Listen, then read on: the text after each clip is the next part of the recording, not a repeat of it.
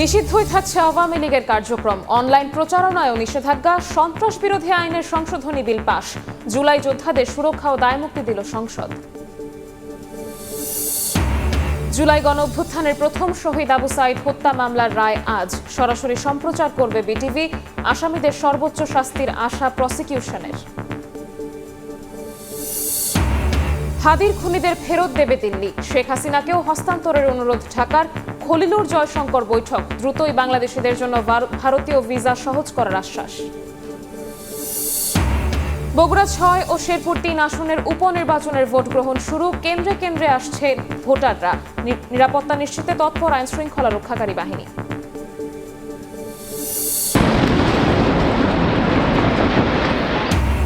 লেবাননে ইসরায়েলি হামলায় নিহত ছাড়ালো ২৫০। আক্রমণের জেরে ফের হরমুজ বন্ধ করল ইরান।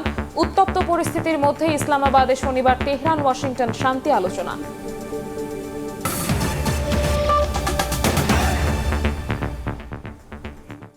সকালের সময়ের সঙ্গে আছি আমি শবনম নিবিড়। নিষিদ্ধই থাকছে আওয়ামী লীগের কার্যক্রম। সংসদে পাশ হয়েছে সন্ত্রাস বিরোধী সংশোধন বিল। এর আওতায় অনলাইন অফলাইনে প্রচারণায়ও থাকছে নিষেধাজ্ঞা। বিচার করা যাবে নেতাকর্মীদেরও। রাখা হয়েছে ৪ থেকে ১৪ বছর পর্যন্ত শাস্তির বিধান। এদিকে জুলাই যোদ্ধাদের সুরক্ষা ও দায় মুক্তি দিয়ে সর্বসম্মতিক্রমে বিল পাশ হয়েছে জাতীয় সংসদে। এদিন ১৩টি বিল পাশ হয়। এ নিয়ে ৪ দিনের সংসদ অধিবেশনে পাশ হলো ২৮টি বিল ও ৫৪টি অধ্যাদেশ। জুলাই অভ্যুত্থানে ব্যাপক হত্যা ও হত্যাকাণ্ড উস্কে দেওয়ার অভিযোগে ২০২৫ সালের ১১ মে সন্ত্রাস বিরোধী অধ্যাদেশ জারি করে আওয়ামী লীগ ও দলটির সব সহযোগী ও অঙ্গ সংগঠনের কার্যক্রম নিষিদ্ধ করে অন্তর্বর্তী সরকার। একই আইনে ২০২৪ সালের অক্টোবরে নিষিদ্ধ করা হয় ছাত্রলীগকে। এই অধ্যাদেশের বলে ২০০৯ সালে সন্ত্রাস বিরোধী আইনের ১৮ এবং ২০ ধারা সংশোধন করে এই সিদ্ধান্ত নেওয়া হয়।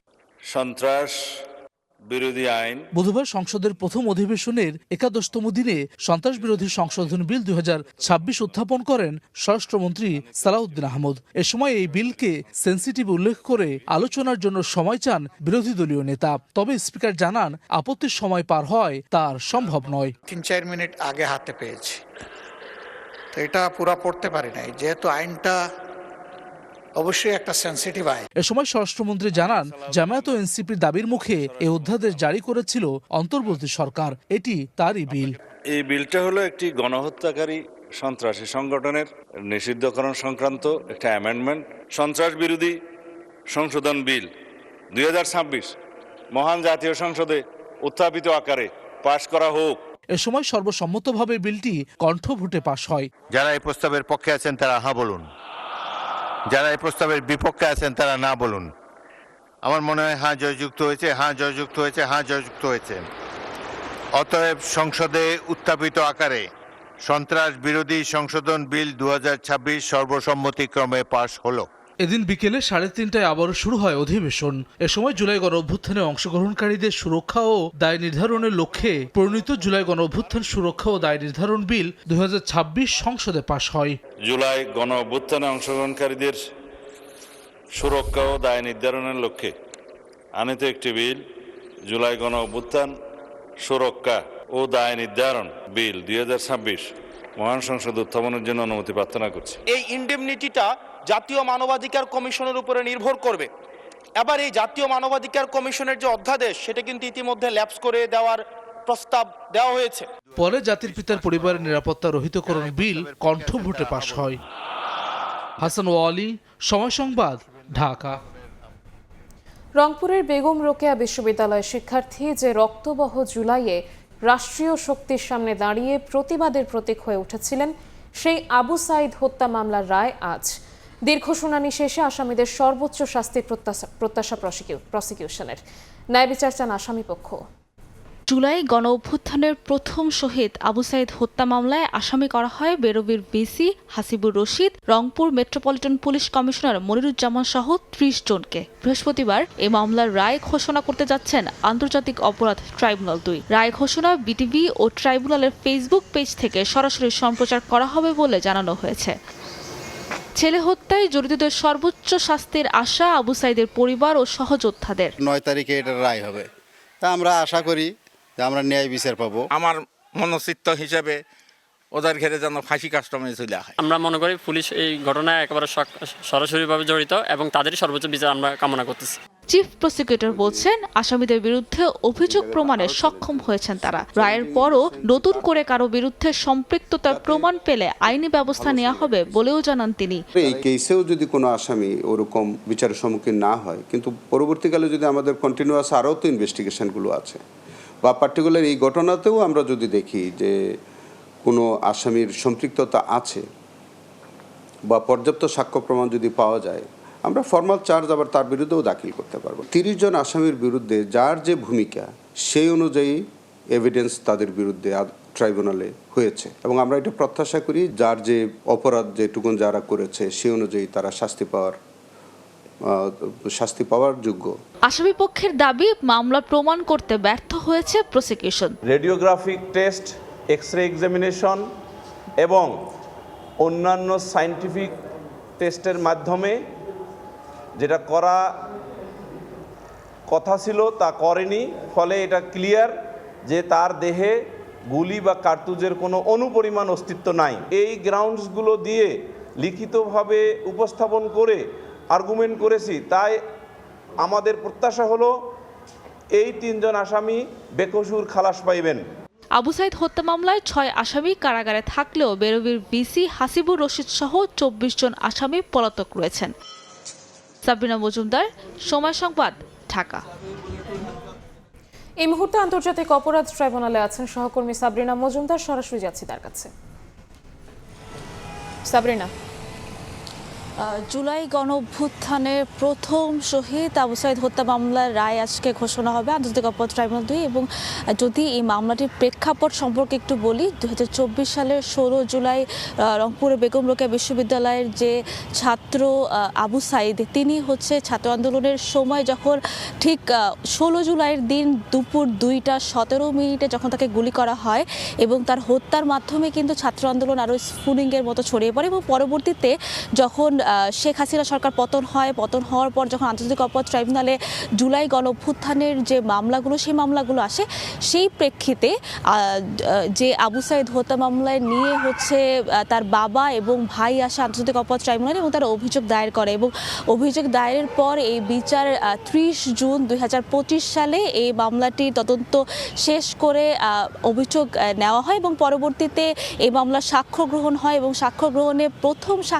সাক্ষী হিসেবে আসেন আবু সাইদের বাবা মুকুল হোসেন। তিনি আসেন এবং তিনি পুরো ঘটনা বর্ণনা করেন যে কিভাবে আবু সাইদের হত্যা হওয়ার পর আসলে তার কাছে তার ছেলের লাশ আসে এবং পরবর্তীতে তিনি বিভিন্ন হাসপাতালে কি কার্যকলাপ হয়েছে তিনি সেটিও বলেছেন। এবং পরে তিনি তার ছেলে হত্যার বিচার চেয়েছেন এবং পরবর্তীতে এই মামলার সাক্ষী দেন হচ্ছে আবু সাইদের যে ডাক্তার, যিনি হচ্ছে তাকে চিকিৎসা যখন তাকে হত্যা করা হয়। এবং পরবর্তীতে তিনি এইখানে আন্তর্জাতিক অপরাধ ট্রাইব্যুনালে তিনি বলেছিলেন যে তার ময়নাতদন্তের রিপোর্ট 5 বার পরিবর্তন করা হয় এবং তাকে খুব চাপ প্রয়োগ করে এই মামলার যে তদন্ত রিপোর্ট, আবু সাইদ হত্যার যে তদন্ত রিপোর্ট সেটি আসলে পরিবর্তন করে। এবং পরবর্তীতে এই মামলার সাক্ষী দিতে আসেন হাসনাত আবদুল্লাহ এবং পরবর্তীতে এই মামলার সাক্ষ্য গ্রহণ শেষে এই মামলার যে রায়, সেই রায়ের জন্য আজকে দিন ধার্য করা হয়। এখন পর্যন্ত আন্তর্জাতিক অপরাধ ট্রাইব্যুনালে আসলে কেউই আসেনি। আন্তর্জাতিক অপরাধ ট্রাইব্যুনাল 2 যখন 10টার দিকে আসলে বিচার শুরু হওয়ার কথা রয়েছে, কিছুক্ষণ পর আসলে প্রসিকিউটররাও আসবেন এবং সেই সাথে আবু সাইদের পরিবারের সদস্যরাও আসবেন, সহযোদ্ধারাও আসবেন। তখন আসলে আমরা এই মামলা সম্পর্কে বা হচ্ছে আজকে রায় সম্পর্কে আর জানতে পারবো। তো এখন পর্যন্ত আন্তর্জাতিক অপরাধ ট্রাইব্যুনালে জুলাই গণঅভ্যুত্থানের আবু সাইদের হত্যা মামলার রায় নিয়ে এই ছিল সর্বশেষ খবর। আন্তর্জাতিক অপরাধ ট্রাইব্যুনাল থেকে আমাদের সাথে যুক্ত হয়েছিলেন সহকর্মী সাবরিনা মজুমদার। বন্দি প্রত্যর্পণ চুক্তির আওতায় ওসমান হাদির খুনিদের ফেরত দিতে রাজি হয়েছে ভারত। অন্যদিকে শেখ হাসিনা ও আসাদুজ্জামান খান কামালকেও হস্তান্তরের অনুরোধ জানিয়েছে বাংলাদেশ।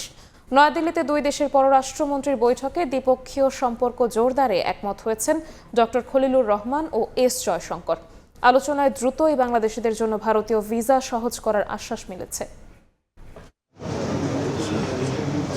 বিএনপি সরকার ক্ষমতায় আসার পর ভারতে উচ্চ পর্যায়ে প্রথম সফরে পররাষ্ট্রমন্ত্রী ডক্টর খলিলুর রহমান বুধবার দুপুরে নয়াদিল্লির হায়দ্রাবাদ হাউসে তাকে স্বাগত জানান দেশটির পররাষ্ট্রমন্ত্রী ডক্টর সুব্রামানিয়াম জয়শঙ্কর। প্রতিবেশী দুই দেশের পররাষ্ট্রমন্ত্রী পর্যায়ের বৈঠকে আরও ছিলেন প্রধানমন্ত্রীর পররাষ্ট্র বিষয়ক উপদেষ্টা হুমায়ুন কবির। আলোচনার টেবিলে উভয় পক্ষই প্রাধান্য দেয় দ্বিপাক্ষিক সম্পর্কের বিভিন্ন ক্ষেত্র পর্যালোচনায়। পাশাপাশি আঞ্চলিক এবং আন্তর্জাতিক গুরুত্বপূর্ণ বিষয় নিয়েও মতবিনিময় করেন তারা। পরে ঢাকার পররাষ্ট্র মন্ত্রণালয় জানায়, শহীদ ওসমান হাদির সন্দেহভাজন হত্যাকারীদের গ্রেফতারের জন্য ভারত সরকারকে ধন্যবাদ জানিয়েছেন পররাষ্ট্রমন্ত্রী। দুদেশের মধ্যে প্রত্যর্পণ চুক্তির আওতায় আসামিদের বাংলাদেশে ফেরাতে উভয় পক্ষ সম্মত হয়েছে। এছাড়া আন্তর্জাতিক অপরাধ ট্রাইব্যুনালে মৃত্যুদণ্ডপ্রাপ্ত সাবেক প্রধানমন্ত্রী শেখ হাসিনা এবং সাবেক স্বরাষ্ট্রমন্ত্রী আসাদুজ্জামান খান কামালকে ফেরত দিতে আবারও অনুরোধ জানায় বাংলাদেশ। বৈঠকে ভারতের পররাষ্ট্রমন্ত্রী শিগগিরই বাংলাদেশি নাগরিকদের জন্য চিকিৎসা ও ব্যবসায়িক সহ ভিসা প্রক্রিয়া সহজ করার প্রতিশ্রুতি দেন। একই দিন বিকেলে ডক্টর খলিলুর রহমান দেশটির তেল ও প্রাকৃতিক গ্যাস মন্ত্রী হরদীপ সিং পুরীর সঙ্গেও বৈঠক করেন। সংকট মোকাবেলায় ডিজেল ও সার রফতানির পরিমাণ বাড়ানোর জন্য অনুরোধ জানায় ঢাকা। বিষয়টিকে ইতিবাচক হিসেবে বিবেচনার আশ্বাস মিলেছে দিল্লির তরফে। এর আগে মঙ্গলবার ভারতে পৌঁছানোর পরই দেশটির জাতীয় নিরাপত্তা উপদেষ্টা অজিত দোভালের সঙ্গে বৈঠক করেছেন পররাষ্ট্রমন্ত্রী খলিলুর রহমান এবং উপদেষ্টা হুমায়ুন কবির। শাতিলা শারমিন, সময় সংবাদ। বগুড়া ৬ সদর এবং শেরপুর ৩ আসনের উপনির্বাচনে ভোট গ্রহণ চলছে। এই মুহূর্তে বগুড়ায় আছেন সহকর্মী আব্দুল আওয়াল এবং শেরপুরে আছেন শহীদুল ইসলাম হীরা। শুরুতেই যাচ্ছি আওয়ালের কাছে। প্রধানমন্ত্রী তারেক রহমানের ছেড়ে দেওয়া আসন বগুড়া ৬ সদরে সকাল ৭টা ৩০ থেকে ভোট গ্রহণ শুরু হয়েছে। সকাল থেকেই ভোটাররা কিন্তু লাইনে দাঁড়িয়ে এই যে ভোট কেন্দ্রগুলো রয়েছে সেই ভোট কেন্দ্রগুলোতে আসছেন এবং তারা আসলে শৃঙ্খলা মেনেই কিন্তু ভোট দিচ্ছেন এবং ইতিমধ্যেই বগুড়ার যেই এই জেলা বিএনপি সভাপতি ও বগুড়া ৬ সদর আসনে যিনি প্রার্থী আছেন রেজাউল করিম বাদশা, তিনি হাসনা জাহান ভান্ডারী উচ্চ বিদ্যালয়ে কিন্তু ভোট দিয়েছেন এবং এরপরে কিন্তু তিনি গণমাধ্যমের সঙ্গে কথা বলেছেন এবং তিনি আসলে গণমাধ্যমের সঙ্গে কথা বলার সময় সুষ্ঠু এবং অবাধ নিরপেক্ষ একটি ভোটের প্রত্যাশা করেছেন। পাশাপাশি কিন্তু তিনি আসলে নিরঙ্কুশ ভোটে আসলে এই আসনটি থেকে জয়ের ব্যাপারে তিনি প্রত্যাশা জ্ঞাপন করেছেন। এছাড়াও যিনি জামাত ইসলামের প্রার্থী রয়েছেন আবিদুর রহমান সোহেল, তিনি কিন্তু বগুড়া শহরের যেই জামতলা সরকারি প্রাথমিক বিদ্যালয় রয়েছে সেখানে কিন্তু তিনি তার নিজের ভোটটি দিয়ে প্রশাসনের কাছে অবাধ, সুষ্ঠু এবং নিরপেক্ষ নির্বাচনের দাবি জানিয়ে কিন্তু আসলে তিনিও জয়ের ব্যাপারে আশাবাদ ব্যক্ত করেছেন। এছাড়াও আরেকজন যিনি প্রার্থী আছেন তিনি কিন্তু নির্বাচনী প্রচারণার মাঠে যেমন ছিলেন না, আজকে ভোটের মাঠেও কিন্তু তাকে আসলে সেভাবে দেখা যায়নি এবং ইতিমধ্যেই কিন্তু যেমনটি বলছিলাম যে ব্যালটের মাধ্যমে ভোটাররা তাদের যে ভোট গ্রহণ সেটি কিন্তু শুরু করেছে এবং প্রিজাইডিং অফিসাররা বলছেন যে বেলা বাড়ার সঙ্গে সঙ্গে কিন্তু আসলে ভোটারদের উপস্থিতি বাড়বে, যেহেতু পৌর এলাকা সেখানে যত বেলা গড়াবে তত ভোটারদের উপস্থিতি বাড়বে এবং বগুড়া ৬ সদর আসন যেটি এটি মূলত আসলে বগুড়া সদর উপজেলার 11টি ইউনিয়ন ও বগুড়া পৌরসভার 21টি ওয়ার্ড নিয়ে এই আসনটি গঠিত। এই আসনে ভোট 4,54,000 ভোটার যারা আছেন তারা 151টি ভোট কেন্দ্র পোস্টাল ব্যালট সহ সেখানে কিন্তু তাদের ভোটাধিকার তারা প্রয়োগ করছেন এবং এখানে এবারও আসলে জামাতে ইসলাম এবং বিএনপি মনোনীত প্রার্থীর মধ্যে কিন্তু আসলে মূল লড়াইটি হতে চলেছে এবং এই আসন থেকে কিন্তু বর্তমান প্রধানমন্ত্রী বিএনপি চেয়ারম্যান তারেক রহমান 2.25 লাখেরও বেশি ভোট পেয়ে নিরঙ্কুশভাবে আসলে বিজয় পেয়েছিলেন গত 12 ফেব্রুয়ারি নির্বাচনে। তবে আইন মেনে আসলে একটি আসন ছেড়ে দেওয়ায় কিন্তু এই আসনটি তিনি ছেড়ে দিয়েছেন। এখান থেকে এবারে সাবেক পৌর মেয়র এবং জেলা বিএনপি সভাপতি রেজাউল করিম বাদশা কিন্তু নির্বাচন করছেন। অপরদিকে তার প্রতিদ্বন্দ্বী আছেন বগুড়া সদর উপজেলার সাবেক ভাইস চেয়ারম্যান বগুড়া শহর জামাতের আমির আবিদুর রহমান সোহেল এবং এই আসনটি কিন্তু বরাবরই আসলে জিয়া পরিবারের আসন হিসেবে পরিচিত। এই আসন থেকেই প্রয়াত প্রধানমন্ত্রী ও বিএনপি সাবেক চেয়ারপারসন বেগম খালেদা জিয়া কিন্তু আসলে বারবার এই আসন থেকে নির্বাচিত হয়েছেন, বিপুল ভোটে নির্বাচিত হয়েছেন এবং বগুড়ার যেই অন্যান্য সংসদীয় আসনগুলো রয়েছে এই আসনগুলোতে কিন্তু গত 12 ফেব্রুয়ারি যে নির্বাচনে সেখানে কিন্তু বিএনপি প্রার্থীরা নিরঙ্কুশ ভোটে আসলে বিজয় পেয়েছিলেন এবং ইতিমধ্যেই সেনাবাহিনীর প্রায় 250 জনেরও বেশি সদস্যের 12টি ইউনিট, এর পাশাপাশি কিন্তু বিজিবির 8 প্লাটুন এবং র্যাব, পুলিশ, আনসার ব্যাটালিয়ন সহ আর্ম পুলিশের সদস্যরা কিন্তু আসলে এখানে আইন শৃঙ্খলা রক্ষায় তাদের যে টহল কার্যক্রম সেটি কিন্তু তারা আসলে চালিয়ে যাচ্ছেন এবং এবং প্রশাসনের পক্ষ থেকে বলা হচ্ছে অবাধ, সুষ্ঠু এবং নিরপেক্ষ ভোট করতে কিন্তু আসলে সব ধরনের প্রস্তুতি তারা ইতিমধ্যেই সম্পূর্ণ করেছেন এবং বেলা যত গড়াবে প্রত্যাশা করা হচ্ছে ভোটারদের উপস্থিতিও কিন্তু এখানে তত বাড়তে থাকবে। তো বগুড়া থেকে উপনির্বাচনের নিয়ে এই ছিল আমার কাছে সর্বশেষ। শেরপুরের নির্বাচনের খবরাখবর জানাবেন সহকর্মী শহীদুল ইসলাম হীরা। সকাল 7:30 থেকে শুরু হয়েছে শেরপুর 3 আসনের জাতীয় সংসদের ভোট গ্রহণ। এই নির্বাচনটি 12ই ফেব্রুয়ারিতে হওয়ার কথা ছিল, কিন্তু 12ই ফেব্রুয়ারি এর আগে এই জামাতের একজন প্রার্থী মৃত্যুজনিত কারণে এই নির্বাচনটি স্থগিত করা হয়েছিল। আমরা লক্ষ্য করেছি সকাল থেকেই শেরপুরের 3 আসনের বিভিন্ন এলাকায় সেনাবাহিনী, বিজিবি, র্যাব, পুলিশের টহল টিম ঘোরাফেরা করছেন। তারা কিন্তু আসলে নিচ্ছিদ্র নিরাপত্তা দিচ্ছেন।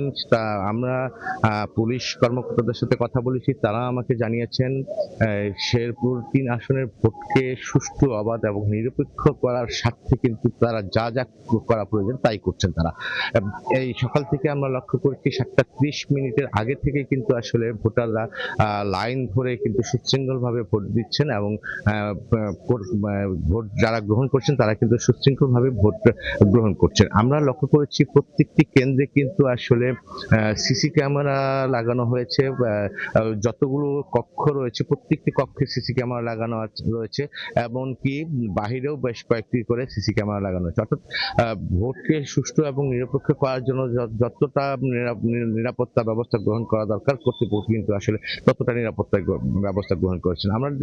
আমরা জানতে পেরেছি সেনাবাহিনীর দল এই আসনটিতে তারা মুভমেন্ট করছেন এবং বিজিবি 16 প্লাটুন বিজিবি আসলে মোতায়েন করা হয়েছে। র্যাবের 14টি টিম কাজ করছে। পুলিশের যারা সদস্য কেন্দ্রগুলোতে রয়েছে সেই কেন্দ্র থেকে কিন্তু আসলে এই কেন্দ্রের বাইরেও কিন্তু আসলে 31টি পুলিশের টিম কাজ করছে। র্যাবের কিন্তু 14টি টিমের মধ্যে কিন্তু একটি বোম ডিসপোজাল ইউনিটও রয়েছে আমরা জানতে পেরেছি। আমরা লক্ষ্য করেছি ভোটাররা কিন্তু আসলে সুশৃঙ্খলভাবে লাইনে দাঁড়িয়ে ভোট দিচ্ছেন এবং সকাল থেকেই এই একটি কিন্তু আমেজের মাধ্যমে একটা উৎসবমুখর পরিবেশে কিন্তু আসলে ভোটাররা ভোট কেন্দ্রে আসেন।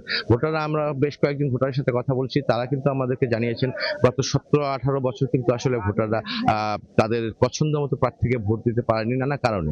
তো সেই কারণে কিন্তু আসলে ভোটাররা এখন কিন্তু আজকে কিন্তু উৎসবমুখী পরিবেশে ভোট দিচ্ছেন। আমরা কয়েকজন নতুন ভোটারের সাথে কথা বলেছি, তারা কিন্তু আসলে ভোটার হয়েছেন বেশ কয়েক বছর আগে।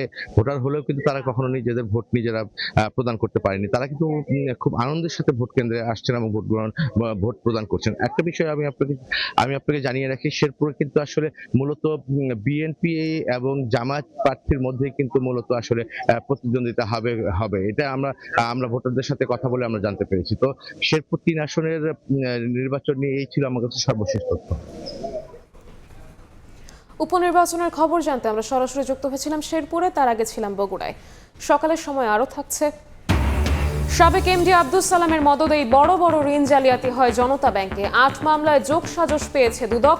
আর্থিক সুশাসনে বড় অপরাধীদের দৃষ্টান্তমূলক শাস্তির তাগিদ। হাম সংক্রমণে বাড়ছে মৃত্যু। 24 ঘন্টায় উপসর্গ নিয়ে মারা গেছে আরও 10 শিশু। হাসপাতালে ভর্তি হয়েছে 1437 জন। এতে উদ্বেগ উৎকণ্ঠায় অভিভাবকরা। 6 মাসের কম বয়সী শিশুরাও আক্রান্ত হওয়ায় জটিল হচ্ছে পরিস্থিতি। সংক্রমণ নিয়ন্ত্রণে রাখতে সবাইকে স্বাস্থ্যবিধি মেনে চলার আহ্বান চিকিৎসকদের। শরীরের র্যাশ, জ্বর ও নিউমোনিয়া নিয়ে কাতরাচ্ছে ছোট্ট শিশু। দিনের পর দিন ছোট্ট সোনামণির কষ্ট দেখে মায়ের চোখতাই ছলছল। কেবল হাম নয়, কাছাকাছি ধরনের নানা উপসর্গ নিয়েও হাসপাতালে ভর্তি হচ্ছেন অনেক শিশু। রোগ প্রতিরোধ ক্ষমতা ওর কমতে একটু করে, এজন্য হয়তো ওর হামটা হয়েছে আর কি। ওর বয়স হয়েছিল, হামের টিকা দিতে পারিনি। ওর টিকা দেয় না, ওর হাড়ে ছিদ্র আছে, এই জন্য টিকা দেয় নাই। চিকিৎসকরা বলছেন টিকাদানের বয়সসীমার আগেই আক্রান্ত হচ্ছে শিশুরা, যা উদ্বেগ বাড়াচ্ছে কয়েক গুণ। প্রাদুর্ভাব ঠেকাতে স্বাস্থ্যবিধির উপর জোর দেওয়ার পরামর্শ দেন তারা। লক্ষণ দেখা দিচ্ছে এবার খুবই উদ্বেগজনক, সেটা হলো অর্ধেক বাচ্চাই তো 9 মাসের আগে। তাহলে প্রমাণ করে যে আমরা আগে কেন 9 মাসে দিতাম, যে বাচ্চাদের রোগ প্রতিরোধ ক্ষমতা, হামের প্রতিরোধটা মার থেকে পায়, সেটা পারসিস্ট করে। তাহলে দেখা যাচ্ছে আমার সেই বাচ্চাদের সেই জিনিসটা হচ্ছে না। হামের উপসর্গ নিয়ে জেলা ও বিভাগীয় শহরের হাসপাতালেও প্রতিদিন বাড়ছে হাম আক্রান্ত রোগীর সংখ্যা। গালের মধ্যে মুহের মধ্যে উটকা উটকা হইয়া আর কি জানি হইছে। বাবু অনেক চোখের ভিতরে উঠছে, চোখটাই মেলতে পারে না। নন্তির মতন উঠছিল রে বলে হাম ডাক্তারে বলছে। এসব হাসপাতালের চিকিৎসকরা বলছেন বিশেষ ওয়ার্ড চালু করে দেয়া হচ্ছে চিকিৎসা।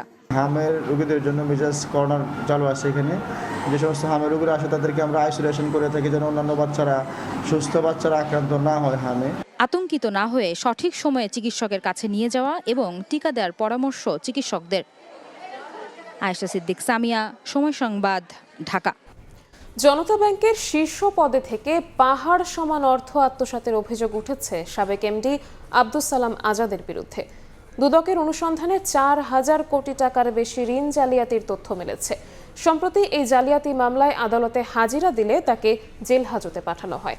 বিশেষজ্ঞদের মতে আর্থিক খাতে সুশাসন ফেরাতে এমন বড় অপরাধীদের দৃষ্টান্তমূলক শাস্তি নিশ্চিত করা প্রয়োজন। তাসলিম তৌহিদের রিপোর্ট। আওয়ামী শাসনামলে রাষ্ট্রায়ত্ত ব্যাংকগুলো থেকে ঋণের নামে অর্থ লুটপাট ও পাচারের অন্যতম অভিযোগ ছিল জনতা ব্যাংকের বিরুদ্ধে। বেক্সিমকো গ্রুপ, এসালম গ্রুপ, অ্যাননটেক্স ও ক্রিসেন্ট গ্রুপ সহ বিভিন্ন প্রভাবশালী প্রতিষ্ঠান ও ব্যক্তির নামে হাজার হাজার কোটি টাকা হাতিয়ে নেওয়ার বিস্তর অভিযোগ জমা পড়ে দুর্নীতি দমন কমিশনে। সংস্থাটির তথ্য মতে জনতা ব্যাংকে বর্তমান খেলাপি ঋণের পরিমাণ অন্তত 56,000 কোটি টাকা। এর মধ্যে এককভাবে বেক্সিমকো নিয়েছে 23,000 কোটি টাকা এবং এসালম গ্রুপ 10,000 কোটি টাকা। ইতোমধ্যে অ্যাননটেক্সের 1,130 কোটি টাকা ঋণ জালিয়াতির মামলায় ব্যাংকের সাবেক চেয়ারম্যান আবুল বারকাত, সাবেক এমডি আব্দুস সালাম আজাদ সহ 26 জনের বিরুদ্ধে চার্জশিট দেয়। এই মামলাতে গেল মার্চে আদালতে হাজিরা দিতে গেলে জামিন নামঞ্জুর করে আব্দুস সালামকে কারাগারে পাঠানোর নির্দেশ দেন আদালত। বিগ অ্যামাউন্ট কয়েক হাজার কোটি টাকার ক্লেম ওনাদের বিরুদ্ধে আছে এবং এই আব্দুস সালাম আজাদ উনি তখন এমডি ছিলেন, রেসপন্সিবল ম্যান। একটা ব্যাংকের লোন নিলে ওনার অর্ডার ছাড়া তো হয় না। এই বারাকাত সাহেব, আতিউর রহমান সাহেব, এই সমস্ত এই ব্যাংক জেলের সাথে প্রত্যক্ষভাবে জড়িত এবং এটি তদন্ত বেরিয়ে আসছে। দুদকের অনুসন্ধান বলছে 2017 থেকে 2023 সাল পর্যন্ত এমডি থাকাকালে আব্দুস সালাম আজাদের সরাসরি মদদেই বড় বড় ঋণ জালিয়াতি ঘটে। এরই মধ্যে বেক্সিমকো গ্রুপের 7টি মামলায় 2,760 কোটি টাকা এবং অ্যাননটেক্সের 136 কোটি টাকা জালিয়াতি সহ অন্তত 8 মামলায় তার সরাসরি যোগসাজশ খুঁজে পেয়েছে দুদক। এসব মামলায় তাকে সোনারেস্ট দেখানোর আবেদনও মঞ্জুর করেছেন আদালত। এই ব্যাংকটাকে দেউলিয়া করে দিয়েছে, ব্যাংকে টাকা নেই, 10 টাকার সম্পত্তি, এটারে 100 টাকা দেখাইছে। বাকি মামলাগুলো সোনারের দেখানো হয়েছে। এই মামলাগুলো খুব শীঘ্রই দুদক থেকে চার্জশিট দাখিল করলে ট্রায়ালের জন্য যাবে। এই অর্থনীতি বিশ্লেষকের মতে ঋণ জালিয়াতির কারণে জনতা ব্যাংক এখন ধ্বংসের দ্বার প্রান্তে। কাজেই তৎকালীন এমডি সহ রাঘব বোয়াল্লা যেন ধরাছোঁয়ার বাইরে যেতে না পারে সেদিকে খেয়াল রাখতে হবে। জনতা ব্যাংক একটা অন্যতম জায়গা করে নিয়েছে সমালোচনার দিক থেকে, ঋণ খেলাপির দিক থেকে। সুতরাং জনতা ব্যাংকের ওই সময় যিনি এমডি ছিলেন উনি হয়তো এখন সরকারের কাছে গ্রিল হয়ে আছে বা উনি এখন বিচারের মুখোমুখি হতে যাচ্ছেন সামনের দিনে। বেনামে ঋণ প্রদানের সাথে জড়িত ছিল, টাকা পাচারের সাথে যারা জড়িত ছিল তাদেরকে শাস্তি প্রদান করা এখন বাধ্যতামূলক হয়ে দাঁড়িয়েছে। জনতা ব্যাংকের সাবেক এই শীর্ষ কর্মকর্তার বিরুদ্ধে ওঠা অন্যান্য অনিয়মের সন্ধানে বর্তমানে দুদকের একাধিক দল কাজ করছে। তাসলিম তৌহিদ, সময় সংবাদ, ঢাকা। সকালের সময় আরও থাকছে। বিসিকের 13 শিল্পনগরীতে খালি 812 প্লট, চড়া মূল্য ও অনুন্নত অবকাঠামোর দায় দেখছেন উদ্যোক্তারা। বিশ্লেষণ ছাড়া সিদ্ধান্ত নেয় গুনতে হচ্ছে মাসুল, বলছেন চেয়ারম্যান। ঢাকা বিশ্ববিদ্যালয়ের শিক্ষার্থীদের সঙ্গে চিকিৎসকদের সংঘর্ষের ঘটনায় 24 ঘন্টার কর্মবিরতি ঘোষণা দিয়েছেন ইন্টার্ন চিকিৎসকরা। এ ঘটনায় 6 সদস্যের কমিটি গঠন করা হয়েছে। এছাড়া সংঘর্ষে জড়িতদের চিহ্নিত করে ব্যবস্থা নেওয়ার আশ্বাস দিয়েছেন হাসপাতালের পরিচালক। তুচ্ছ ঘটনাকে কেন্দ্র করে বুধবার বিকেলে হঠাৎই উত্তপ্ত ঢাকা মেডিকেল কলেজ হাসপাতাল। ঢাকা বিশ্ববিদ্যালয়ের শিক্ষার্থীদের সঙ্গে কর্তব্যরত চিকিৎসকদের বাকবিতণ্ডা এক পর্যায়ে রূপ নেয় সংঘর্ষে। পরিস্থিতির অবনতি ঘটলে মোতায়েন করা হয় পুলিশ। সংঘর্ষের ঘটনায় একে অন্যকে দায়ী করে দুপক্ষ। হাসপাতালের জরুরি বিভাগের চিকিৎসকরা জানান, ঢাকা বিশ্ববিদ্যালয়ের এক শিক্ষার্থী চিকিৎসা নিতে বিকেলে জরুরি বিভাগে আসেন। তার চিকিৎসাপত্র লিখে দেয়া হয়, তবে সরকারি ওষুধ সরবরাহ না থাকায় তাদেরকে বাইরে থেকে ওষুধ কিনতে বলা হয়। এ নিয়ে বাকবিতণ্ডায় চিকিৎসক ও শিক্ষার্থীদের মধ্যে হাতাহাতির ঘটনা ঘটে। হাবির রেস্টুরেন্টরা তারা বলে, কেন আপনারা ইনজেকশন দিয়েছেন, এইটা বইলাই তারা মারছে ডাক্তারদের। 15টা এই স্টুডেন্ট আইসা আমারে টান দিয়ে এই আনসারদের সামনে আনসারদের সহ টান দিয়ে নিছে এবং আমাদের উপর আক্রমণ করছে। এদিকে চিকিৎসকদের বিরুদ্ধে অপেশাদার আচরণের অভিযোগ করেছেন ঢাকা বিশ্ববিদ্যালয়ের শিক্ষার্থীরা। এখান থেকে এমন একটা ওষুধ দিছে, পুরা এই পাশের যতগুলা ফার্মেসি আছে সবগুলাতে খুঁজছে, কোথাও এই ওষুধ পায় নাই। যে ডাক্তার ইন্টার্ন ডাক্তার, সেই ডাক্তারটা ওই ওষুধটা তো চেঞ্জ করেই না, বরং তার উপর হামলা চালায়। অস্ত্র দিয়ে একটা রুমের মধ্যে নিয়ে গিয়ে একটা শিক্ষার্থীকে তারা কিভাবে বেধম মারধর করে। এ ঘটনার কিছুক্ষণ পরই বন্ধ হয়ে যায় হাসপাতালের জরুরি বিভাগ সহ বেশ কয়েকটি স্বাস্থ্য সেবা। চিকিৎসা সেবা বন্ধ হয়ে যাওয়ায় ভোগান্তিতে পড়েন রোগীরা। অনেকেই ফিরে যান কাঙ্ক্ষিত সেবা না পেয়ে। রোগী আইতেছে, রোগী সব ফেরত যাইতেছে, রোগী কোনো ট্রিটমেন্ট হইতেছে না, ডাক্তার নাই ভিতরে। টিকিট কাউন্টারে কোনো ডাক্তার নাই, দোতলায় গেছে 215, তো ওখানেও বের করে দিয়েছে, ডাক্তার নেই। এরপর পরিস্থিতি নিয়ন্ত্রণে ঢাকা মেডিকেল কলেজ হাসপাতালে আসেন ঢাকা বিশ্ববিদ্যালয়ের প্রক্টর সাইফুদ্দিন আহমদ। বৈঠকে বসেন ঢাকা মেডিকেল কলেজ প্রশাসন ও শিক্ষার্থীদের সঙ্গে। বৈঠক শেষে তদন্ত কমিটি গঠন ও প্রয়োজনীয় পদক্ষেপের আশ্বাস দেন ঢাকা মেডিকেল কলেজ হাসপাতালের পরিচালক। আমরা বসে একটা সিদ্ধান্তে উপনীত হয়েছি যে এই ঘটনার জন্য যারা দায়ী সেই ব্যক্তিদের চিহ্নিত করার জন্য আমরা 6 সদস্যের একটা কমিটি গঠন করেছি। এই কমিটির কাজ করা বা এই ফলাফলটা পাওয়া পর্যন্ত যেন রোগী চিকিৎসায় কোনো রকম কোনো ঘাটতি না হয়। সামদানি প্রত্যয়, সময় সংবাদ, ঢাকা। পারস্য উপসাগরে যুদ্ধের ঢেউ বঙ্গোপসাগরের উপকূল চট্টগ্রামের কর্ণফুলী নদীতে। জ্বালানি সংকটে শত শত মাছ ধরা ট্রলার ও পণ্যের লাইটার জাহাজ ঠায় দাঁড়িয়ে। এতে বড় ধরনের প্রভাব পড়ছে মৎস্য আহরণ ও পণ্য পরিবহন খাতে। বাড়ছে মাছ ও পণ্যের দাম। কর্মহীন হয়ে পড়ছে হাজার হাজার মৎস্যজীবী। নূরজামাল আতিকের ক্যামেরায় শফিকুল আলমের প্রতিবেদন। প্রায় 4000 কিলোমিটার দূরে পারস্য উপসাগরে যুদ্ধের দামামা। হরমুজ পলানিতে জ্বালানি অবরোধের ঢেউয়ের প্রভাবে বেসামাল চট্টগ্রামের কর্ণফুলী নদীর মাঝিমাল্লারা। জ্বালানি সংকটে সাগরে যেতে পারছেন না ফিশিং ট্রলার। কর্ণফুলী নদীতে ঠায় দাঁড়িয়ে অলস সময় পার তাদের। মাঝি রাসেলের কণ্ঠে নানা সংকট। তেল নাই বলতেছে, তেল আসতেছে, আসবে, দিবে, তেল লাগবে। আমাদের 1200 লিটার 2000 লিটার তেল দেয়, আমাদেরকে 800 লিটার 700 লিটার, তো আমরা এগুলো নিয়ে আনি না, এগুলো আমাদের হয় না। তেল আনতে তেল নাই, তাই কালকে লইয়েন, আজকে লইয়েন। জেলেরা বলছেন অলস বসে কর্মহীন হয়ে পড়ায় বাড়ছে সংকট। মৎস্য আহরণে পড়বে বড় ধরনের প্রভাব, বাড়বে দামও। যে সংকট দেখা যাইতে, যদি তেল না হয় তো আপনার ফিশিং বোট অচল হয়ে যাবে, আর অচল হয়ে গেলে আমাদের স্টারফুডের লস, কোম্পানিদের লস, আমরা যারা মাঝি মাল্লা আছি এরা সব, মৎস্যজীবী বলতে সবাই লস খেয়ে যাবে।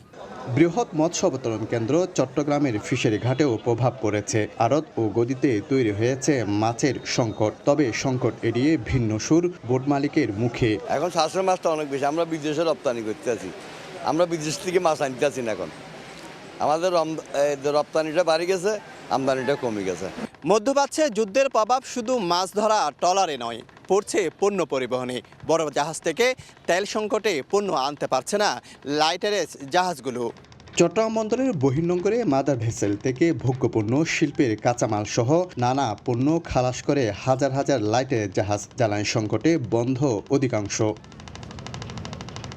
শফিকুল আলম, সময় সংবাদ, চট্টগ্রাম। 2019 থেকে 2024 এই 5 বছরে 13টি নতুন শিল্পনগরী ও শিল্প পার্ক গড়ে তুলেছে বিসিক। যদিও এসব বিসিকে এখনও খালি 812টি প্লট। এজন্য স্থানীয় জমির তুলনায় প্লটের দাম বেশিকে দায়ী করছেন উদ্যোক্তারা। সেই সঙ্গে রয়েছে উপযুক্ত অবকাঠামো উন্নয়নের অভাব। এমন পরিস্থিতিতে বিসিক চেয়ারম্যান বলছেন, যথাযথ বিচার বিশ্লেষণ ছাড়াই বেশ কিছু জেলায় শিল্পনগরী গড়ে তোলার সিদ্ধান্ত নেওয়া হয়েছে, যার মাসুল গুনতে হচ্ছে। অন্তরা সেনের রিপোর্ট। 2021 সালে মুন্সিগঞ্জের ইছামতি নদীর তীরে গড়ে ওঠে বিসিক, বৈদ্যুতিক পণ্য উৎপাদন ও হালকা প্রকৌশল শিল্পনগরী। তবে চালু হওয়ার 4 বছর পরেও এখনও বরাদ্দের অপেক্ষায় 327টি প্লট। বিসিকের পক্ষ থেকে একাধিকবার প্লট বরাদ্দের বিজ্ঞপ্তি দিলেও স্থানীয় জমির তুলনায় দাম বেশি হওয়ায় আগ্রহ দেখাচ্ছেন না উদ্যোক্তারা। 2022 সালে গড়ে ওঠা 150 কোটি টাকা ব্যয়ে 50 একর জমির ওপর নির্মিত রাজশাহী 2 বিসিক শিল্পনগরীর 75% প্লট এখনো বরাদ্দের বাইরে। জায়গার দাম অনেক বেশি তুলনামূলক, যেটা হয়তো ভুল সিদ্ধান্ত ছিল কর্তৃপক্ষের। এবং আপনার প্লটের দামগুলো কমানো হতো শিল্প কারখানার জন্য, তাহলে হয়তো অনেকে এই সুযোগটা নিত। রাজশাহীতে এখন গ্যাস বন্ধই করে দিচ্ছে, মোটামুটি কোনো নতুন করে গ্যাস সংযোগ দিচ্ছে না। তাহলে শিল্প গড়ে তুলতে হলে তো গ্যাসের আবশ্যকতা অবশ্যই লাগবে। এমন অবস্থায় 2019 থেকে 2024 সালের মধ্যে যে 13টি শিল্পনগরী ও শিল্প পার্ক গড়ে তোলা হয় তার অর্ধেকের বেশি 7টিতে, যেখানে খালি রয়েছে 777টি প্লট। উদ্যোক্তারা বলছেন রয়েছে যথাযথ পরিকল্পনার অভাব, সেই সঙ্গে অবকাঠামো উন্নয়নে যথেষ্ট কাজ না হওয়ায় কারখানা স্থাপনে নেই তাদের আগ্রহ। প্রজেক্ট চালিত আছে না এই মোল্লাবাজার ব্রিজের কারণে। মোল্লাবাজার ব্রিজটা না হওয়ার কারণে এই শিল্পনগরটা বন্ধ হয়ে রয়েছে, চালু হইতে পারতেছে না।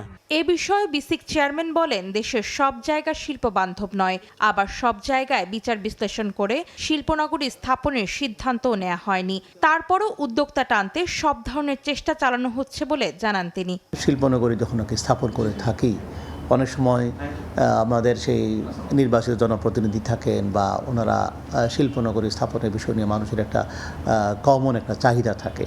আর বিসিকের একটা ম্যান্ডেটও আছে যে এলাকার সমস্ত এলাকার সুষম উন্নয়ন।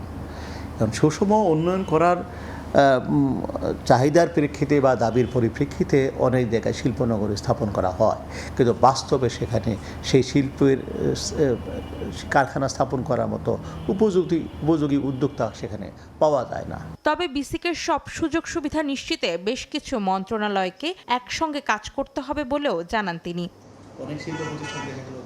অন্তরা সেন, সময় সংবাদ, ঢাকা। জলাবদ্ধতা নিরসনে খুলনা, যশোর ও সাতক্ষীরাতে 36টি খাল খনন শুরু হলেও বড় চ্যালেঞ্জ এই অঞ্চলের শোলমারি, ভদ্রা, মরিচচাপ সহ বিভিন্ন মৃতপ্রায় নদী ও নাব্যতা সংকট।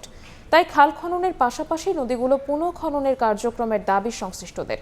আব্দুল হালিমের ছবিতে আব্দুল আল মামুন রুবেলের প্রতিবেদন। একসময় এই খাল দিয়েই সহজে পানি নামত শোলমারি নদীসহ আশপাশের নদীগুলোতে। বর্ষা এলেই জমে থাকা পানি দ্রুত সরে গিয়ে কৃষিজমি হয়ে উঠত চাষযোগ্য। কিন্তু এখন খাল যেমন ভরাট, তেমনি মৃতপ্রায় হয়ে গেছে খালের মুখে থাকা নদীগুলো। কোথাও দখল, কোথাও পলি জমে বন্ধ হয়ে গেছে স্বাভাবিক পানি প্রবাহের পথ। এভাবেই খুলনার ডুমুরিয়া উপজেলার অধিকাংশ নদী খাল ভরাট হয়ে যাওয়ায় মারা গেছে। ফলে খুলনার শস্য ভাণ্ডার খ্যাত ডুমুরিয়ায় বিগত 2-3 বছর ধরে প্রতি বছরই দেখা দিচ্ছে জলাবদ্ধতা। একই চিত্র সাতক্ষীরা, যশোর অঞ্চলের অধিকাংশ নদী খালে। এতে বছরের অন্তত 4 মাস পানিতে তলিয়ে থাকে ফসলি জমি, ক্ষতিগ্রস্ত হয় সড়ক ও বসতভিটা। ফলে কমছে উৎপাদন, বাড়ছে লোকসান, অর্থনৈতিকভাবে ক্ষতিগ্রস্ত কৃষকরা। প্রতি বছর চিন্তা করেন আমাকে পানি বেরি, আমাকে চলবাস, ধান ক্ষেত সব আমাকে নষ্ট হয়ে যায়। ছোট ছোট পোলাপান আছে, স্কুলে জাতি পারে না, অতিরিক্ত পানি হয় বৃষ্টির সময়। এই নদীটা যদি কাটে তাই আমাদের খুব ভালো হয়। তবে সরকার পরিবর্তনের পর নতুন করে খাল খননের উদ্যোগে আশার আলো ফুটেছে।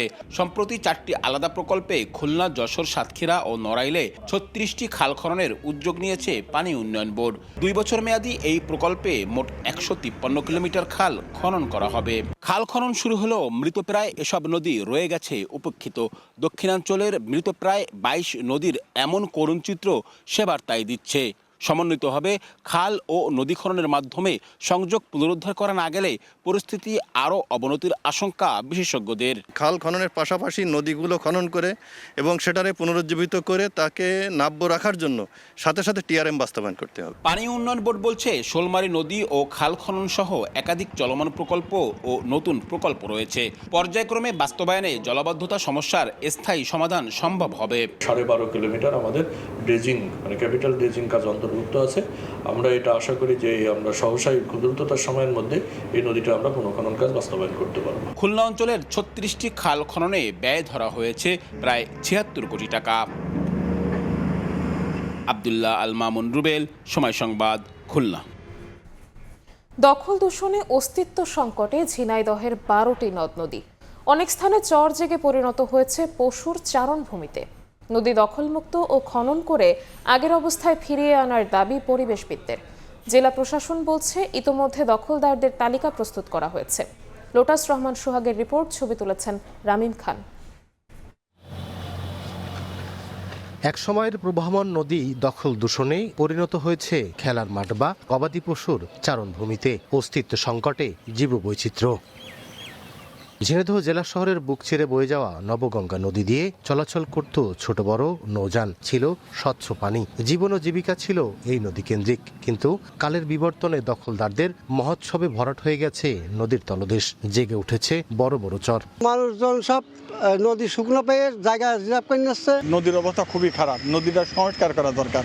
একই অবস্থা চিত্রা, কুমার, গড়াই, ইছামতি, ডাকুয়া, কপোতাক্ষ সহ 12টি নদ নদীর। কোথাও উৎসমুখে বাঁধ নির্মাণ, আবার কোথাও করা হচ্ছে জমির পাড় দখল। এতে প্রশস্ত কমেছে নদীর, হুমকির মুখে মাছ সহ জলজ প্রাণী। নদীগুলি খনন করা দরকার এবং তার উৎস মুখগুলি খুলে দেওয়া দরকার, তা নাহলে নদীগুলি যেগুলি আছে, যে 12টা আছে, সেগুলো হারিয়ে যাবে। দখলদারদের তালিকা করা হয়েছে জানিয়ে জেলা প্রশাসক বলছেন, নদী পুনরুদ্ধারে মন্ত্রণালয়ে পাঠানো হয়েছে প্রকল্প প্রস্তাব। নদীর প্রবাহ বজায় রাখার জন্য আমরা বিভিন্ন প্রকল্প প্রস্তাব পাঠাচ্ছি। যারা দখলকারী বা দূষণকারী তাদের বিরুদ্ধে বিভিন্ন পদক্ষেপ গ্রহণ করা হচ্ছে। জেলা প্রশাসনের তথ্য মতে ঝিনাইদহের 6 উপজেলার উপর দিয়ে বয়ে যাওয়া 12টি নদ নদীর মোট আয়তন 1641.75 হেক্টর। লোটাস রহমান সোহাগ, সময় সংবাদ, ঝিনাইদহ। রেলওয়ে ওভারপাস নির্মাণ কাজ চলমান থাকা অবস্থায় গা ঢাকা দেয় ঠিকাদারি প্রতিষ্ঠান। প্রকল্পের মেয়াদ শেষ ও ব্যয় বাড়ানো হলেও শুরু হয়নি কাজ। এতে চুয়াডাঙ্গা পৌরসভার রেলবাজার এলাকায় সৃষ্টি হয়েছে জনদুর্ভোগ। দীর্ঘ সময় শহর জুড়ে যানবাহনের যানজট লেগেই থাকছে, তবে কোনো সমাধান দিতে পারেনি সড়ক বিভাগ। মাহফুজ মামুনের তথ্য ও আইনাম আহমেদ আনিসের ছবি নিয়ে রিপোর্ট। 2023 সালের 12 আগস্ট চুয়াডাঙ্গা পৌরসভার রেলবাজার এলাকায় রেলওয়ে ওভারপাস নির্মাণ কাজ শুরু হয়, কিন্তু নকশায় ত্রুটি থাকায় সংশোধন করে প্রকল্পের ব্যয় ও মেয়াদ বৃদ্ধি করা হয়। তারপরও বন্ধ রয়েছে নির্মাণ কাজ। এদিকে 13টি স্প্যান বসানোর কাজ চলমান রেখে গা ঢাকা দেয় ঠিকাদারি প্রতিষ্ঠান। কাজ বন্ধ থাকায় জনদুর্ভোগ সৃষ্টি হয়েছে। দীর্ঘ সময় শহর জুড়ে যানবাহনের যানজট লেগেই থাকছে। রেলগেটেও যাত্রীদের অপেক্ষা করতে হচ্ছে দীর্ঘ সময়। রেলগেট পরে আধ ঘন্টা 1 ঘন্টা করে লেগে থাকে যানজট, এবং বৃষ্টি হলে তলে যে খোঁড়াখুড়ি গর্ত নালা, গাড়ি উল্টে যায়, চাকা পাংচার হয়ে যায়, বাস্ট হয়ে যায়। কোনোভাবে এই ওভারপাসটা আমাদের চুয়াডাঙ্গাবাসীর জন্য কমপ্লিট করে দেওয়ার জন্য কর্তৃপক্ষের কাছে জোর দাবি জানাচ্ছি। তবে কোনো সমাধান দিতে পারেনি সড়ক বিভাগ। সম্পূর্ণ অর্থ বরাদ্দ ও কাজের মেয়াদ আরও বৃদ্ধি পেলে কাজ শুরু হবে বলে জানান সংশ্লিষ্ট কর্মকর্তা। ঠিকাদারের টাইম এক্সটেনশন শুরু হলে এবং কাজটি শুরু করা যাবে, এবং 1 বছরের মধ্যে আশা করতেছি প্রকল্পের কাজটি সম্পূর্ণ হবে। সড়ক বিভাগের তথ্য মতে 442 মিটার দীর্ঘ ও প্রায় 10 মিটার প্রস্থের এই রেলওয়ে ওভারপাসের নির্মাণ ব্যয় বেড়ে দাঁড়িয়েছে 102 কোটি টাকা। এর মধ্যে কাজ শেষ হয়েছে 60%। প্রকল্পের মেয়াদ সবশেষ 2025 সালের জুন পর্যন্ত বাড়ানো হয়েছিল। সময় সংবাদ, চুয়াডাঙ্গা। গাইবান্ধার ফুলছড়ি উপজেলা পরিষদ কার্যালয়ের বেশিরভাগ কর্মকর্তা কর্মচারী অফিস সময় মানছেন না। সকাল 9টায় অফিস শুরু হলেও বেশিরভাগ আসেন বেলা 11টার পর, চলে যান 3টার মধ্যে। আবার অনেকে নিয়মিত আসেনও না। কর্মরতদের সময় মতো না পেয়ে হয়রানির শিকার চরাঞ্চল বেষ্টিত এই উপজেলার বাসিন্দারা। আর এ বিষয়ে ব্যবস্থা নেওয়ার আশ্বাস জেলা প্রশাসকের। সোহেল রানার ছবিতে বিপ্লব ইসলামের রিপোর্ট। ঘড়ির কাঁটা সকাল 11টা ছই, কিন্তু কক্ষে ঝুলছে তালা, নেই কোনো কর্মকর্তা কর্মচারী। আবার কয়েকটি অফিসে পিয়ন থাকলেও খালি কর্মকর্তাদের চেয়ার। 6 এপ্রিল সকাল 9টা পেরিয়ে গেলেও গাইবান্ধার ফুলছড়ি উপজেলা পরিষদে উপজেলা নির্বাহী কর্মকর্তা ছাড়া খোলা নেই কোনো অফিস। 9:30 থেকে অফিস খোলা শুরু হলেও 11টা পর্যন্ত উপজেলা সমাজসেবা, মহিলা বিষয়ক কর্মকর্তা, উপজেলা তথ্য ও প্রযুক্তি, মাধ্যমিক শিক্ষা কর্মকর্তা, হিসাব রক্ষণ কর্মকর্তা, উপজেলা পাট উন্নয়ন কর্মকর্তা, প্রকল্প বাস্তবায়ন কর্মকর্তা, উপ আনুষ্ঠানিক শিক্ষা ব্যুরো সহ বেশিরভাগ কর্মকর্তাই দপ্তরে অনুপস্থিত। অনেক দপ্তরে নেই কর্মচারীও। স্যারেরা গতকালকে লং টাইম অফিস করায়, আজকে একটু সময় হয়তো ব্যাকুলেন আছে। আর দুপুর 12টা পর্যন্ত পাট উন্নয়ন অফিস, সমবায় অফিস, উপজেলা খাদ্য নিয়ন্ত্রকের অফিস, উপজেলা ইকোনমিক সুপারভাইজার, সহকারী পল্লী উন্নয়ন কর্মকর্তা, বিআরডিবি সহ বেশ কয়েকটি অফিসে ঝুলতে দেখা যায় তালা। কর্মকর্তা তো দূরের কথা, নেই অফিস পিয়নও, দরজায় ঝুলছে তালা। স্থানীয়দের অভিযোগ, এ চিত্র প্রতিদিনের। সকাল 9টা থেকে অফিস শুরু হয়ে বিকাল 4টা পর্যন্ত চলার কথা থাকলেও বেশিরভাগ কর্মকর্তা কর্মচারী সকাল 10:30 থেকে বেলা 11টার আগে অফিসে আসেন না, তাও আবার অনিয়মিত। আবার চলে যান বেলা 2:30 থেকে 3টার মধ্যেই। হয়রানির শিকার হচ্ছেন চরাঞ্চল বেষ্টিত এ উপজেলার বাসিন্দারা। দেখা যায় 12টা 1টার সময় অফিসে আসে। আমরা অফিসে আসি, দেখি যে অফিসাররা নাই, এরা সবসময় থাকে না। এদিকে সময় সংবাদের উপস্থিতি শুনে কয়েকজন কর্মকর্তা তড়িঘড়ি করে আসেন অফিসে। দেরিতে আসার বিষয়ে জানতে চাইলে জানান নানা অজুহাত। আর অনুপস্থিত কর্মকর্তারা সকালে অফিসে না এসেই ফোনে জানান মিটিং সহ বিভিন্ন স্থানে কাজে বাইরে থাকার কথা। আজকে একটু লেট হয়েছে, আমি একটু ফিল্ডে গেছিলাম তো। আমার হচ্ছে ছোট বাচ্চা আছে তো, 8 মাস বয়সী, কোনো হেল্পিং হ্যান্ডও নেই। চেষ্টা করছি সময় মেনটেন করার জন্য। আপনি হয়তো এদিক দিয়ে দেখছেন রাস্তাটা পুরাই খারাপ। আর এ বিষয়ে ব্যবস্থা নেওয়ার আশ্বাস জেলা প্রশাসকের। নিশ্চয়ই রেসপেক্টিভ ডিপার্টমেন্টগুলো এই বিষয়ে ব্যবস্থা গ্রহণ করবে, উপজেলা নির্বাহী অফিসারও এই বিষয়ে প্রয়োজনীয় পদক্ষেপ গ্রহণ করবে। আমরা জেনেছি এই বিষয়ে আমরা অবশ্যই স্ব ডিপার্টমেন্টকে আমরা অবহিত করব। গাইবান্ধার ফুলছড়ি উপজেলা পরিষদে 31টি দপ্তর রয়েছে। বিপ্লব ইসলাম, সময় সংবাদ, গাইবান্ধা। কালবৈশাখী ঝড় ও শিলাবৃষ্টির কারণে সাতক্ষীরায় আমের ফলন নিয়ে দেখা দিয়েছে অনিশ্চয়তা।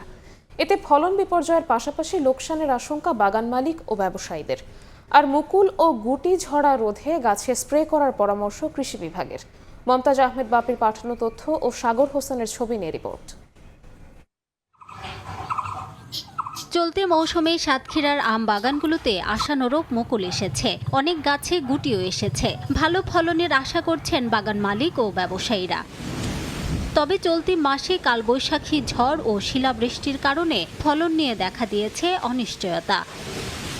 সংশ্লিষ্টরা বলছেন এমন দুর্যোগপূর্ণ আবহাওয়া চলতে থাকলে মুকুল ও গুটি ঝরে পড়বে। এতে ফলন বিপর্যয়ের পাশাপাশি লোকসানের শঙ্কা সৃষ্টি হয়েছে। এজন্য কৃষি বিভাগের পরামর্শ ও সহযোগিতা চেয়েছেন বাগান মালিকরা। এবছর অনেক লাভের আশা করেছিলাম, কিন্তু ঝড় বৃষ্টিতে অনেক একটা ক্ষতিগ্রস্তের মধ্যে পড়ে গেছি। আমরা এই যে আম বাগান কিনছি, আমে যে ক্ষতিগ্রস্ত হয়েছে, আমাদের জীবন চলা অনেক কষ্টকর হয়ে যাবে। বন বিভাগে যারা আছে তারা যদি আমাদের দিকে একটু খেয়াল করতো, তাহলে হয়তো আমরা আমগুলো আরো বাজারজাত করতে আমরা সক্ষম হতাম।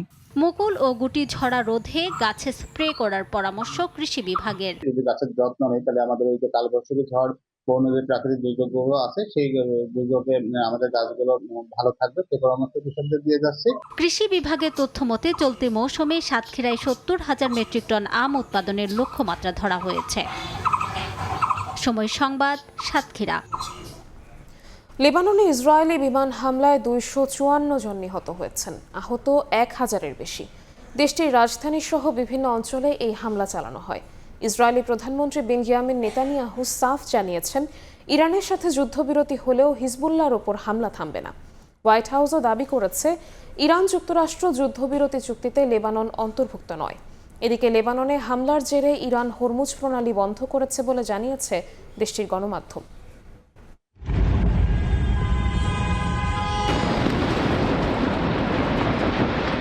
যুক্তরাষ্ট্র ও ইরানের যুদ্ধবিরতি চুক্তির কয়েক ঘন্টা যেতে না যেতেই লেবাননে ভয়াবহ হত্যাযজ্ঞ চালিয়েছে ইসরায়েলি বিমান বাহিনী। রাজধানী বৈরুত, দেশটির পূর্ব ও দক্ষিণাঞ্চলে হামলায় বহু মানুষ নিহত হওয়ার খবর পাওয়া গেছে। লেবাননের পার্লামেন্ট স্পিকার এটিকে পূর্ণমাত্রার যুদ্ধাপরাধ বলে অভিহিত করেছেন। যুদ্ধবিরতির মধ্যে হামলা হয়েছে ইরানেও। বুধবার দেশটির ইস্পাহান ও কেরমান শহরে বিস্ফোরণের শব্দ শোনা গেছে। এর পরপরই সেখানকার আকাশ প্রতিরক্ষা ব্যবস্থা সক্রিয় করা হয়। এই হামলার ঘটনাকে যুদ্ধবিরতির চরম লঙ্ঘন বলে দাবি করছে তেহরান, যদিও যুক্তরাষ্ট্র বা ইসরায়েল এই হামলার বিষয়টি নিশ্চিত করেনি। এমন পরিস্থিতিতে ইসরায়েলি প্রধানমন্ত্রী বিনিয়ামিন নেতানিয়াহু তার আক্রমণাত্মক অবস্থান পুনর্ব্যক্ত করেছেন। এক ভিডিও বার্তায় তিনি সাফ জানান, ইরানের সাথে যুদ্ধবিরতি হলেও হিজবুল্লাহর উপর হামলা থামবে না। তবে যুদ্ধবিরতি নিয়ে ঘরের মাঠে তীব্র সমালোচনার মুখেও পড়েছেন তিনি। বিরোধী দলীয় নেতা ইয়াইর লাপিদ এই যুদ্ধবিরতিকে কূটনৈতিক বিপর্যয় বলে আখ্যা দিয়েছেন। তিনি বলেন, নেতানিয়াহু কৌশলগতভাবে চরম ব্যর্থ হয়েছেন। চলমান অভিযান থেকে তিনি কোনো লক্ষ্যই পূরণ করতে পারেননি বলেও অভিযোগ লাপিদের।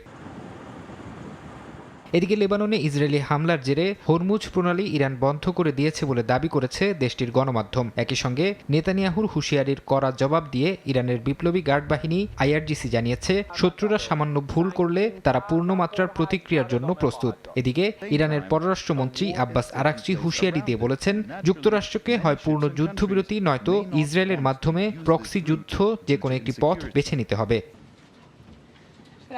এক সংবাদ সম্মেলনে হোয়াইট হাউস জানিয়েছে, ইরান যুক্তরাষ্ট্র যুদ্ধবিরতি চুক্তিতে লেবানন অন্তর্ভুক্ত নয়। এ বিষয়ে প্রেসিডেন্ট ট্রাম্প ও নেতানিয়াহুর মধ্যে পূর্ণ সমন্বয় রয়েছে বলে জানান প্রেস সচিব ক্যারোলাইন লেভিট। তবে ভবিষ্যতে লেবাননকেও যুদ্ধবিরতির আওতায় আনা হবে কিনা তা নিয়ে আলোচনা চলতে পারে বলে ইঙ্গিত দেন তিনি। একই সুরে কথা বলেছেন মার্কিন ভাইস প্রেসিডেন্ট জেডি ভেন্সও। ইরান ও যুক্তরাষ্ট্রের মধ্যকার প্রস্তাবিত অস্ত্রবিরতি চুক্তিতে লেবানন ইস্যু অন্তর্ভুক্ত নয় বলে সাফ জানিয়েছেন তিনি। সাংবাদিকদের ভেন্স বলেন, লেবানন ইস্যুতে ইরান যদি সমঝোতা থেকে সরে আসে তবে তা হবে চরম বোকামি। ফারহাদ চৌধুরী, সময় সংবাদ। আবারও গণমাধ্যমের প্রশ্ন এড়িয়ে গেলেন বিসিবির নবগঠিত অ্যাডহক কমিটির প্রধান তামিম ইকবাল। বুধবারের বোর্ড সভা শেষে নিজেদের সিদ্ধান্ত জানিয়ে তড়িঘড়ি করে সংবাদ সম্মেলন কক্ষ ত্যাগ করেন সাবেক এই ক্রিকেটার। দ্বিতীয় সভায় কার্যনির্বাহী কমিটি বন্টন করা হয়েছে, বাড়ানো হয়েছে ঘরোয়া ক্রিকেটারদের বেতন। বিদ্যুৎ সাশ্রয়ে নিউজিল্যান্ড সিরিজের সূচি বদলাতে যাচ্ছে বিসিবি।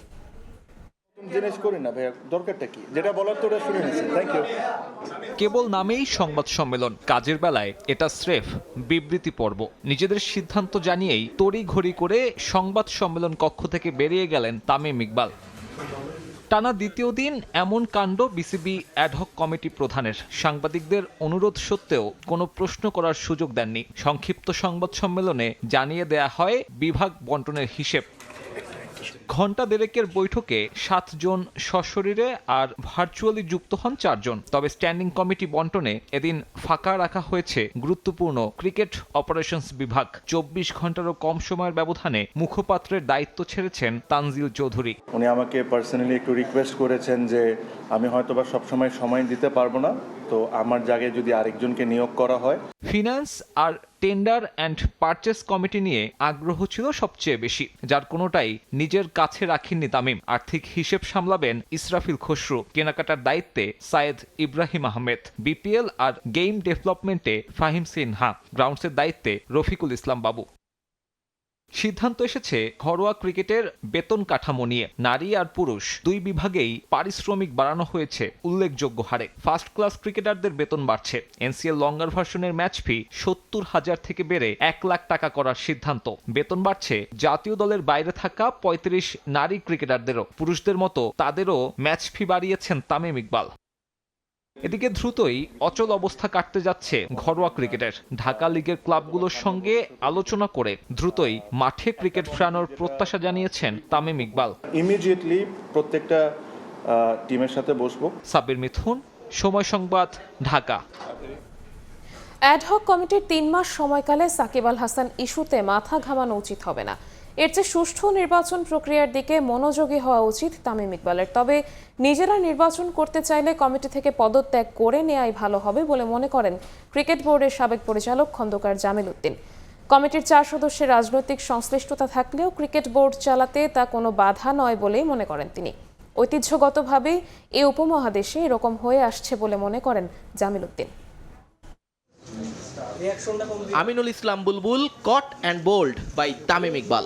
যে চেয়ারে এতদিন বসেছিলেন বুলবুল, এখন তা তামিমের। ক্রিকেট বোর্ডের অধিকর্তা, লাল সবুজের সাবেক ক্যাপ্টেন এবং দেশ সেরা ওপেনার। যদিও এখনো পূর্ণকালীন দায়িত্ব পাননি তিনি। 3 মাস সময়ের জন্য আপৎকালীন দায়িত্বভার তুলে দেওয়া হয়েছে তামিমের কাঁধে, যার প্রধান লক্ষ্য নির্বাচন আয়োজন, যা হবে সুষ্ঠু এবং সর্বজন গৃহীত। কিন্তু প্রথম দিন থেকেই চলছে আলোচনা। এর মাঝে সবচেয়ে বেশি যে আলোচনায় তা সাকিবের ফেরা সংক্রান্ত। যদিও পোর খাওয়া সংগঠকদের আশা, বিতর্কিত এই ইস্যুতে মাথা না ঘামিয়ে নিজের অভিষ্ট লক্ষ্যের দিকেই আপাতত দৌড়াবেন তামিম ইকবাল। সাকিব সংক্রান্ত ইস্যুতে সে এখন মাথা গলাবে না। সে তখনই মাথা ঘামাবে যখন সে নির্বাচনের পরে পার্মানেন্টলি যদি সে প্রেসিডেন্ট হিসাবে আসে, তখন এই বিষয়টা নিয়ে। কারণ এই বিষয়টা একটু বিতর্কিত বিষয়, তো এটা সরকারের ব্যাপার আছে, মন্ত্রণালয়ের ব্যাপার আছে, দেশের জনগণের ব্যাপার আছে, অনেকগুলো পক্ষ। অ্যাডহক কমিটির সভাপতি হয়েছেন, তার প্রধান দায়িত্ব কিন্তু নির্বাচনটা করা। দায়িত্ব পেয়ে সঙ্গীদের নিয়ে ইতোমধ্যে দুটো বৈঠক করেছেন তামিম ইকবাল। জানিয়েছেন অ্যাডহক কমিটিতে থাকলেও পরবর্তী নির্বাচনে অংশ নিতে চান তিনি। গঠনতন্ত্র খুঁজলে বিষয়টি নিয়ে কোনো আপত্তি করার কিছু নেই, কিন্তু পাবলিক পারসেপশন মাথায় নিলে পদ ছেড়েই আবার নির্বাচনের মাঠে নামা উচিত বলে মনে করেন বিসিবির সাবেক পরিচালক খন্দকার জামিল উদ্দিন। অ্যাডহক কমিটি থেকে পদ ত্যাগ করে তারপর নির্বাচন করবে, যেহেতু গঠনতন্ত্রে কোনো বাধা নাই। নির্বাচনটা যদি গ্রহণযোগ্য হয় তাহলে কিন্তু তার আর সে আর প্রশ্নের মুখে পড়বে না। কমিটিতে যারা আছে তারা যদি নির্বাচন করতে চায় তারাও একই রকমভাবে পদত্যাগ করবে। তামিমের অ্যাডহক কমিটির সবচেয়ে বড় দুর্বলতা এর রাজনৈতিক সংশ্লিষ্টতা। 3 জন সদস্য সরাসরি বর্তমান সরকারের মন্ত্রীর স্বজন, কিন্তু এখানেও কোনো সমস্যা দেখেন না জামিল উদ্দিন। তার মতে এটা উপমহাদেশের বাস্তবতা। আশা নিজেদের কাজ দিয়েই তারা মুখ বন্ধ করবেন সমালোচকদের। অ্যাডহক কমিটির সদস্য হিসেবে তাদের যাত্রাটা শুরু হয়েছে, বড় দায়িত্ব। এখন তারা দায়িত্বটা কতটুকু পালন করতে পারবে তার উপরে কিন্তু নির্ভর করবে তাদের গ্রহণযোগ্যতাটা। এখন তারা যদি দায়িত্বটা ঠিকভাবে পালন করে তাহলে নতুন হলে তো আমি কোনো সমস্যা দেখি না। বোর্ডে সরকারি হস্তক্ষেপের অভিযোগ এনে ইতোমধ্যে আইসিসিকে ব্যবস্থা নেওয়ার জন্য আহ্বান জানিয়েছেন সাবেক প্রেসিডেন্ট বুলবুল। তবে জামিলের মতে সে পদটা বন্ধ হয়ে গেছে বুলবুলের কারণেই। যে বোর্ডটা ভেঙে দেওয়া হয়েছে সেই বোর্ডটা কিন্তু আইসিসির বিরুদ্ধে গিয়ে ওয়ার্ল্ড কাপে অংশগ্রহণ করে নাই। সেটা আইসিসির কাছে কিন্তু একটা বড় একটা বিষয় যে এই বোর্ডকে ভেঙে দেওয়াটার জন্য যে তারা কোনো শাস্তি আরোপ করবে না বাংলাদেশ ক্রিকেট বোর্ডের উপরে, সেটা কিন্তু ওই বোর্ডই কিন্তু এটার একটা সুরাহা করে দিয়ে গেছে। নিয়ন মুহাইমিন, সময় সংবাদ, ঢাকা। এ পর্যায়ে শীর্ষ সংবাদগুলো জানিয়ে দিচ্ছি আরও একবার। বগুড়া 6 ও শেরপুর 3 আসনের উপনির্বাচনের ভোট গ্রহণ শুরু। কেন্দ্রে কেন্দ্রে আসছেন ভোটাররা। নিরাপত্তা নিশ্চিতে তৎপর আইন শৃঙ্খলা রক্ষাকারী বাহিনী। জুলাই গণ অভ্যুত্থানের প্রথম শহীদ আবু সাইদ হত্যা মামলার রায় আজ। সরাসরি সম্প্রচার করবে বিটিভি। আসামিদের সর্বোচ্চ শাস্তির আশা প্রসিকিউশনের।